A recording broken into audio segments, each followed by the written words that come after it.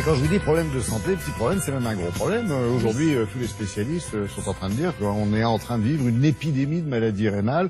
Et justement, on en parle aujourd'hui parce que demain, en même temps que ce sera la journée mondiale internationale des droits des femmes, ce sera aussi la journée mondiale du rein.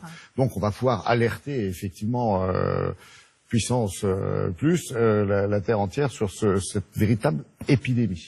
Oui, alors pourquoi les spécialistes parlent d'une épidémie? Parce qu'il y a effectivement une progression du nombre de malades. Par exemple, en France, en 1983, on comptait 12 000 patients traités pour des maladies rénales sévères, c'est-à-dire par dialyse ou par greffe. 2009, 60 000 patients. Aujourd'hui, 82 000 patients. Et les estimations nous disent qu'en 2022, il y aura sans doute 100 000 patients traités en France pour des maladies rénales graves. Alors, évidemment, c'est un problème qu'on pourrait peut-être en partie éviter, faire de la prévention. Alors pourquoi? Parce que évidemment la dialyse et la greffe, ce sont des traitements formidables qui permettent aux patients de vivre.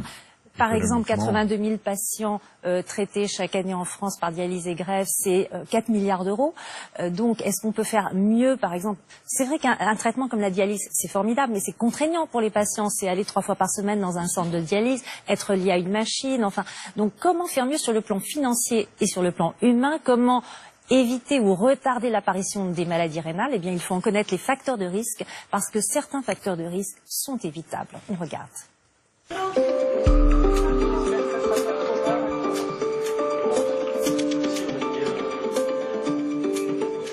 En France, la moitié des insuffisances rénales importantes sont dues au diabète et à l'hypertension artérielle, et bien souvent à l'association des deux. L'hypertension artérielle, c'est une pression trop élevée dans les artères de l'organisme. Alors ça épaissit le cœur, ça épaissit les artères, et il faut savoir que les reins sont très riches en petites artères, au niveau desquelles sont filtrés les déchets. Et bien quand l'hypertension fait son œuvre pendant plusieurs années, ces artères s'épaississent et la filtration se fait moins bien, il y a une insuffisance rénale. Le diabète, c'est trop de sucre dans le sang, le sucre va se déposer dans les tissus et ça va finir par épaissir tous les tissus et faire au niveau de ces tissus, un petit peu comme en cuisine, hein, quand on cuisine avec le sucre, une sorte de caramélisation des tissus qui fait que le filtre rénal va progressivement s'obstruer et arrêter de fonctionner. Et donc il faut traiter efficacement et précocement le diabète et l'hypertension artérielle pour espérer, quelques années plus tard, ne pas avoir comme conséquence une insuffisance rénale. C'est plutôt des douleurs antérieures? Ouais, c'est des crampes. D'accord. Il y a un moment particulier dans la journée? Le mode de vie peut favoriser l'insuffisance rénale. Il y a un élément majeur, c'est l'obésité. Quand on prend du poids, on soumet ses reins à un travail de filtration très important et ils vieillissent de façon prématurée, accélérée. Et donc, il est important, à titre préventif, de garder un poids idéal. Le deuxième point dans l'alimentation, c'est l'excès de protéines animales et l'excès de sodium alimentaire. Nos pouvoirs publics ont essayé de modifier nos habitudes alimentaires en nous demandant de manger plus de fruits, de légumes, moins de sel globalement, ce qui est probablement une très bonne chose en termes de prévention des maladies rénales.